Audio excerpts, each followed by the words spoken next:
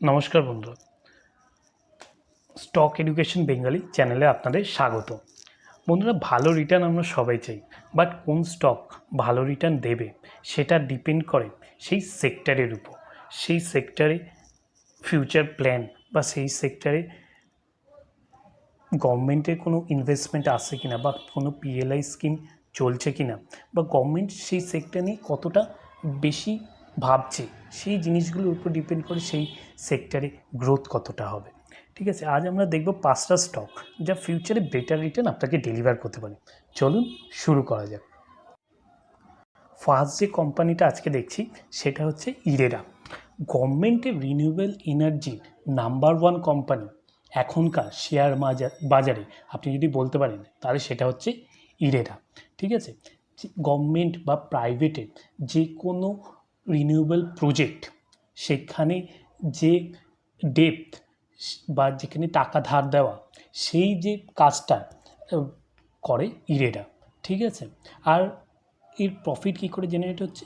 এর profit generate হচ্ছে সেই যে ইনভেস্টমেন্টটা করছে বা যে ধারটা দিচ্ছে সেখান থেকে ও যে ইন্টারেস্টটা পাচ্ছে সেটাই এর রেভিনিউ। ঠিক আছে বন্ধুরা, গভর্নমেন্টে এখন প্রচুর পরিমাণ যে সোলার বা যে ট্রান্সমিশন, এটা সমস্ত যে কোনো গ্রিন এনার্জি প্রজেক্ট, যেমন উইন্ড, সোলার, ইথানল, এখন নতুন যে সিএনজি বা ইথানল আছে সেইগুলোতেও ইরেডার ডেপথ আছে, মানে ধার দিচ্ছে কোম্পানি।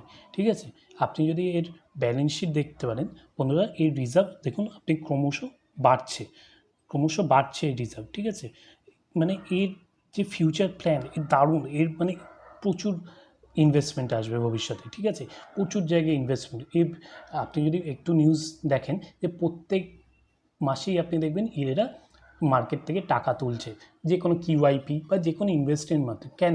সেই টাকাটা ও ইনভেস্ট করে বলে, ওই ইনভেস্টমেন্ট থেকেই ওর রেভিনিউ জেনারেট হবে, ইনকাম সোর্স হবে। এখন এরা গভর্নমেন্টের নাম্বার 1 রিনিউয়েবল এনার্জির কোম্পানি। ঠিক আছে, এর তারপর আপনি ফাইন্যান্সিং প্রফিট দেখুন। ফাইন্যান্সিং প্রফিট প্রত্যেক কোয়ার্টারে এমনি বেড়ে চলেছে, প্রত্যেক কোয়ার্টারে বেড়ে চলেছে।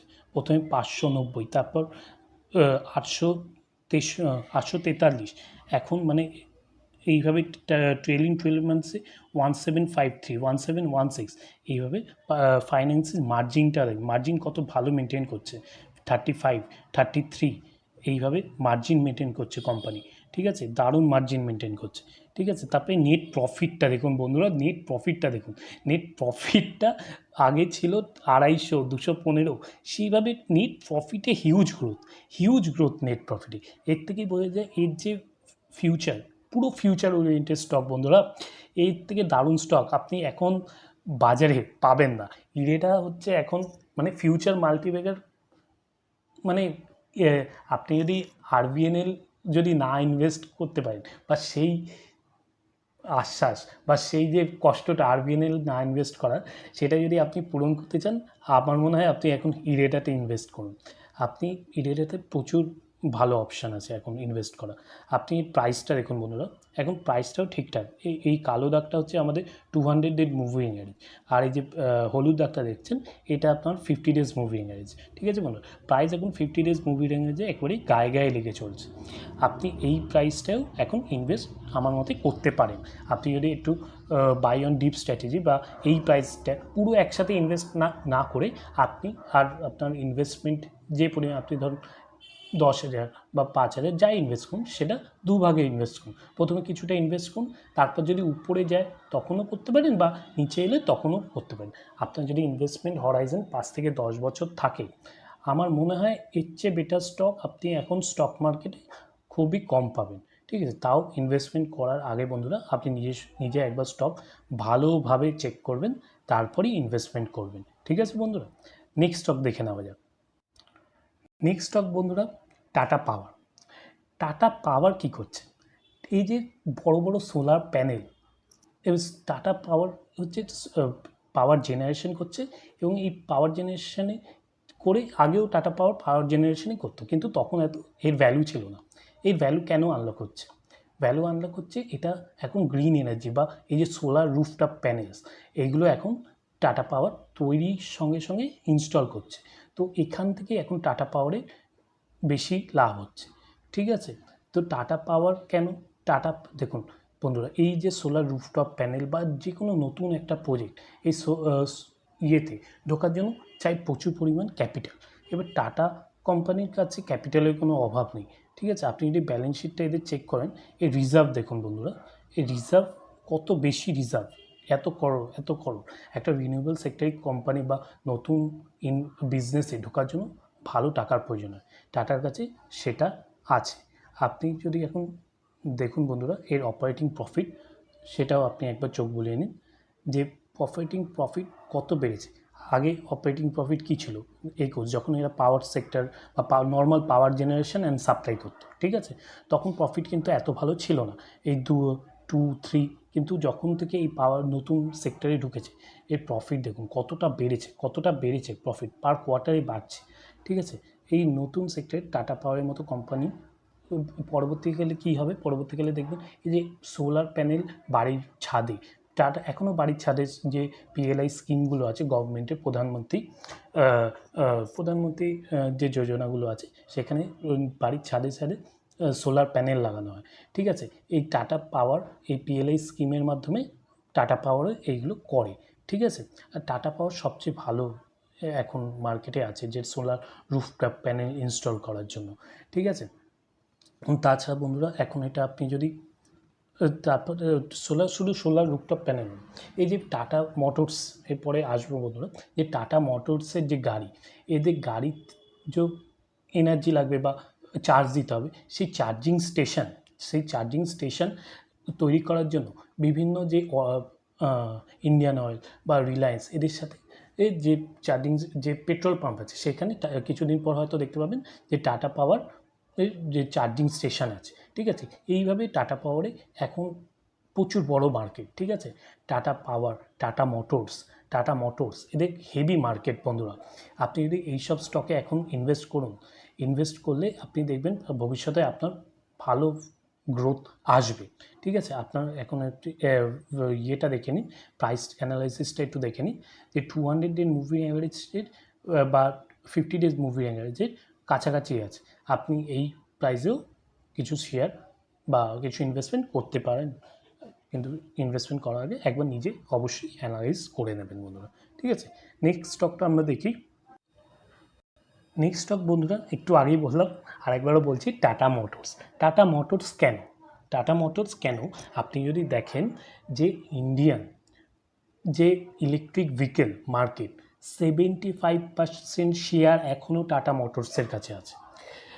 মারুতি এরা এখনও টাটা মোটরস থেকে এখনও ভেহিকেল লঞ্চই করেনি, ঠিক আছে। 4 হুইলারের ক্ষেত্রে আমি বলছি, টাটা মোটরসও 4 হুইলার, কোনো 2 হুইলারের কিছু নেই, 4 হুইলারের ক্ষেত্রে এখনও কোনো লঞ্চই করেনি, ঠিক আছে। আর যারাও লঞ্চ করেছে সেগুলো বাস বা কোনো যে প্রাইভেট ভেহিকেল সেগমেন্ট, ঠিক আছে, কেউ এখনও সেরকমভাবে লঞ্চই করেনি, ঠিক আছে।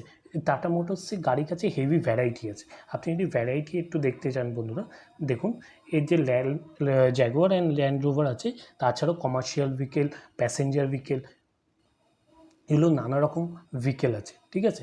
তো এর কাছে আছে ভ্যারাইটি, প্রথম কথা এর কাছে আছে ভ্যারাইটি, ঠিক আছে। তাছাড়া টাটা মোটরসে আরও যে ফিউচার প্ল্যান্স আছে তার মধ্যে আছে যে এর যে প্যাসেঞ্জার ভেহিকেল সেগমেন্টটাকে সম্পূর্ণ আলাদা, এর দুটো সেগমেন্ট আছে। এর প্রধান এখন জ্যাগুয়ার অ্যান্ড ল্যান্ড রোভার, আর তার সঙ্গে এই প্যাসেঞ্জার ভেহিকেল সেগমেন্টের মধ্যে পড়বে এই ইভিটা, ঠিক আছে। জ্যাগুয়ার ল্যান্ড রোভারও ওরা ইভিতে কনভার্ট করছে আস্তে আস্তে, ঠিক আছে, ওগুলো প্রজেক্ট ওইভাবে চলছে। কিন্তু প্যাসেঞ্জার ভেহিকেলসটা যখন আলাদাভাবে লিস্টিং হবে, তার গ্রোথ বন্ধুরা, যে ভ্যালু আনলকিং হবে সেটা দারুণ হবে বন্ধুরা। পুরো প্যাসেঞ্জার ভেহিকেল ইভিতে যখন ট্রান্সফার হয়ে যাবে, এখন টাটা মোটরসের দারুণ সময়, ঠিক আছে। আপনি একবার ব্যালেন্স শিটটা দেখুন বন্ধুরা, ব্যালেন্স শিটটা আপনি যদি দেখেন তাহলে দেখতে পাবেন যে যে না, ব্যালেন্স শিট না, প্রফিট অ্যান্ড লসটা দেখুন। অপারেটিং প্রফিট কত ভালো অপারেটিং প্রফিটে চলছে, ঠিক আছে। এই অপারেটিং প্রফিট দেখুন, যে ইয়ারলি ইনভেস্টমেন্ট বেড়েই চলেছে, ঠিক আছে, একটা দারুণ অপারেটিং প্রফিট আছে। সঙ্গে আপনি আরেকটা জিনিস দেখে নিন, ব্যালেন্স শিট, তারপর এই যে রিজার্ভস কত বেশি, ঠিক আছে, 44, তারপর 84, এইভাবে রিজার্ভ বেড়েছে। টাটা মোটরসে ইনভেস্টমেন্ট, তার সাথে আরেকটা জিনিস এখানে আমাদের দেখতে হবে যে শেয়ার হোল্ডিং প্যাটার্নটা আপনি দেখতে চান। শেয়ার হোল্ডিং প্যাটার্নে এখন একটা ব্যাপার আছে, সেটা হচ্ছে যে জুন 2024 অবধি প্রোমোটারের কাছে 46 ছিল। আপনি বলবেন যে সেপ্টেম্বরে তাহলে এতই যখন ভালো শেয়ার, তখন প্রোমোটার নিজের শেয়ার ছেড়ে দিচ্ছে কেন? তো 46 জুনে ছিল, এখন সেপ্টেম্বরে 41 আছে। কিন্তু কেন? আপনি যদি সেই শেয়ারগুলো কোথায় গেছে, যে একে সেই শেয়ারগুলো গেছে দেখুন পাবলিকের কাছে। কিন্তু কেন পাবলিকের কাছে গেছে কি জিনিসটা? না, আপনি যদি ভালো করে দেখুন পাবলিকে কে হোল্ড করছে, টিএমএল সিকিউরিটিজ। টিএমএল সিকিউরিটিজটা টাটা মোটর লিমিটেড সিকিউরিটিজটা ট্রাস্ট আর কি কোম্পানিটার নাম টোটাল। তো এটাও একরকম আপনি যদি হিসাব করে দেখেন 26 মাইনাস 9 করলে 16%। 16% হচ্ছে এখন আপনার পাবলিকের কাছে আছে। মানে সবচেয়ে বেশি এই যে ইনভেস্টমেন্ট আপনি যদি কোয়ার্টারলি দেখেন, যে সবচেয়ে কম এখন আছে পাবলিকের কাছে। এটা 26 না, এটা যদি আমি বিয়োগ করে দিই 26 থেকে নয়, তাই 16-র মতো থাকছে। তো সেটা দেখুন তাহলে 19, মানে সবচেয়ে কম এখন টাটা মোটরসের কাছে পাবলিকের কাছে শেয়ার থাকছে। আপনি জানেন বন্ধুরা, পাবলিকের কাছে হচ্ছে লুজ হ্যান্ড, ঠিক আছে? যদি প্রোমোটার বা ফরেন ইনস্টিটিউশন ইনভেস্ট বা ডোমেস্টিক ইনস্টিটিউশন ইনভেস্টরের কাছে শেয়ার থাকে, সেটাকে আমরা বেটার ধরে নিই। সরি সরি বন্ধুরা, তো সেটা বেটার ধরে নিই। তো এইভাবে শেয়ার হোল্ডিং প্যাটার্ন। এবার প্রাইসটা একটু দেখে নিই। টাটা মোটরসের প্রাইস এখন বেটার জায়গায় আছে, 200 ডেজ মুভিং অ্যাভারেজের সঙ্গে প্রাইস একেবারে কাছাকাছি আছে। 50 ডেজ মুভিং অ্যাভারেজের থেকে অনেক বলে দিই যে ইয়েলোটা হচ্ছে 50 ডেজ মুভিং অ্যাভারেজ, আর যে ব্ল্যাক লাইনটা বা গ্রে লাইনটা আপনি দেখতে পাচ্ছেন সেটা 200 ডেজ মুভিং অ্যাভারেজ। তো মুভিং অ্যাভারেজে একেবারে সঙ্গে সঙ্গেই 200 ডেজ মুভিং অ্যাভারেজের একেবারে সঙ্গে সঙ্গেই চলছে বন্ধুরা। একটা ভালো সময় আছে টাটা মোটরসে ইনভেস্ট করার জন্য। নেক্সট স্টকটা দেখে নিই বন্ধুরা। নেক্সট স্টক বন্ধুরা কেপিআইটি টেকনোলজিস, ঠিক আছে? কেপিআইটি টেকনোলজিস হচ্ছে একটা আইটি ফার্ম। এরা কি করে, এরা যে গাড়িতে যে নতুন যে অটোমেটেড গাড়ি আসছে, সেগুলোর যে ফ্রন্ট ক্যামেরা বা ব্যাক ক্যামেরা, ঠিক আছে, আর বিভিন্ন যে সফটওয়্যার সলিউশনস, এইসব কেপিআইটি টেকনোলজিস সাপোর্ট করে, ঠিক আছে? আপনি যদি ক্লায়েন্ট দেখতে চান বন্ধুরা, 1 মিনিট দাঁড়ান। দেখুন বন্ধুরা, কেপিআইটি টেকনোলজিস ক্লায়েন্ট দেখুন, বিএমডাব্লিউ, টয়োটা, ফোর্ড, ঠিক আছে? এসব বড় বড় ক্লায়েন্ট, ফোর্ড, রিনল্ট, টয়োটা, বিএমডাব্লিউ, তারপর ভেনিয়ার, তাছাড়া আরও আছে বন্ধুরা। এরা যখন এরা হচ্ছে ক্লায়েন্টটা খুব ইম্পর্টেন্ট বন্ধুরা, ঠিক আছে? এইসব সেক্টরের ক্ষেত্রে ক্লায়েন্ট খুব ইম্পর্টেন্ট, যে কারা ওর ক্লায়েন্ট, কারা ওই গাড়িতে কার গাড়িতে কেপিআইটি কাজ করছে, ঠিক আছে? তো এরা হচ্ছে এদের ক্লায়েন্ট। আপনি বড় বড় কোম্পানি দেখতে পাবেন, ঠিক আছে? হিটাচি, এসব বড় বড় কোম্পানি এর ক্লায়েন্ট। বাই জিওগ্রাফি আপনি যদি রেভিনিউ স্প্লিট দেখেন, ইউএসএ, ইউরোপ, এশিয়া, ইউএসএ, এইসব বড় বড় জায়গা এর যে গাড়ি সংস্থা আছে সেখানে কাজ করছে, ঠিক আছে? আপনি দেখুন এবার এর প্রফিট অ্যান্ড লস সেগমেন্টটা দেখুন বন্ধুরা, 1 সেকেন্ড। দেখুন বন্ধুরা, এর প্রফিট অ্যান্ড লস সেগমেন্টটা একবার চেক করুন, যে অপারেটিং প্রফিট কীভাবে বেড়ে চলেছে, ঠিক আছে? দারুণ কোম্পানি বন্ধুরা, KPIT technologies one of the best company এখন, ঠিক আছে? ভবিষ্যতে এই ভালো রিটার্ন দেওয়ার একটা সম্ভাবনা আছে, ঠিক আছে? নেক্সট বন্ধুরা আমরা দেখে নেবো একটা স্টক, সেটা হচ্ছে জেন টেকনোলজিস। জেন টেকনোলজি, এটা বন্ধুরা একটু সাবধানে ইনভেস্ট করতে হবে। কোম্পানি খুবই ভালো, কিন্তু এটা একটু স্মল ক্যাপ কোম্পানি, ঠিক আছে? তো এখানে একটু গ্রোথটা ডিপেন্ড করে গভর্নমেন্টের কীরকম প্রজেক্ট আসছে বা কীরকম অর্ডার পাচ্ছে তার উপর। জেন টেকনোলজিস কী করে সেটা আগে একটু জেনে নিন, ঠিক আছে?